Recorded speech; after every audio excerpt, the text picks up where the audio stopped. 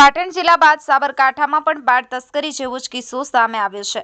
હિંમતનગર નજીક આવેલ સાબર ડેરી પાસે ઝૂંપડપટ્ટીમાં રહેતા શ્રમિક પરિવાર દ્વારા મોડાસાના વ્યક્તિઓ પાસે વ્યાજે પૈસા લીધા હતા અને તેની ઉઘરાણી અર્થે મારામારી થઈ હતી અને પછી બે શખ્સો સહિત એક મહિલાએ બળજબરીપૂર્વક 7 વર્ષની બાળકીને ઉઠાવી લઈ ગયા હતા।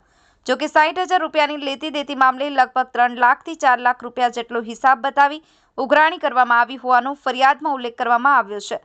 જોકે બાળકીને ઉઠાવી લઈ ગયા બાદ અન્ય રાજ્યમાં 3 લાખ રૂપિયામાં વેચી દેવાનો પણ ફરિયાદમાં ઉલ્લેખ કરવામાં આવ્યો છે। જોકે પોલીસે ફરિયાદના આધારે 3 આરોપીઓની ધરપકડ કરી લીધી છે અને રિમાન્ડ માટે પણ રજૂ કરવામાં આવ્યા છે। પોલીસે 7 દિવસના રિમાન્ડની માંગ કરી અને સાથોસાથ બાળકીને સહી સલામત લાવવા માટે પણ તપાસ હાથ કરી દીધી છે। બ્યુરો રિપોર્ટ ગુજરાત આદેશ ન્યૂઝ પાટણ।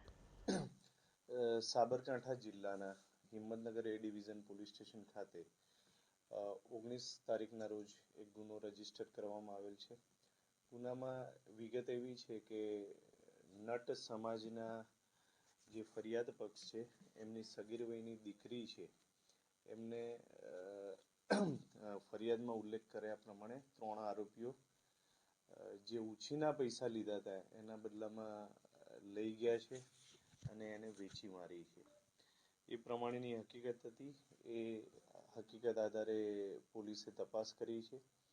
હાલમાં 3 આરોપીઓને પોલીસે અટક કર્યા છે અને વધુ તપાસ માટે એમની રિમાન્ડ અંગેની કાર્યવાહી પોલીસ દ્વારા હાથ ધરવામાં આવનાર છે। ફરિયાદમાં ઉલ્લેખ કર્યા પ્રમાણે 3 લાખ રૂપિયામાં આ દીકરીને વેચી માર્યા હોય એવો ઉલ્લેખ કરવામાં આવેલો છે। તપાસ પછી સત્ય હકીકત જાણવા મળશે। વેચાણ રાખનારને આરોપી તરીકે લેવામાં આવશે। હાલના તબક્કે તપાસ ચાલુ છે। જો એમાં એમની પણ સંડોવણી હશે તો એમને પણ ગુનાના કામે કાયદેસર કાર્યવાહી કરવામાં આવશે।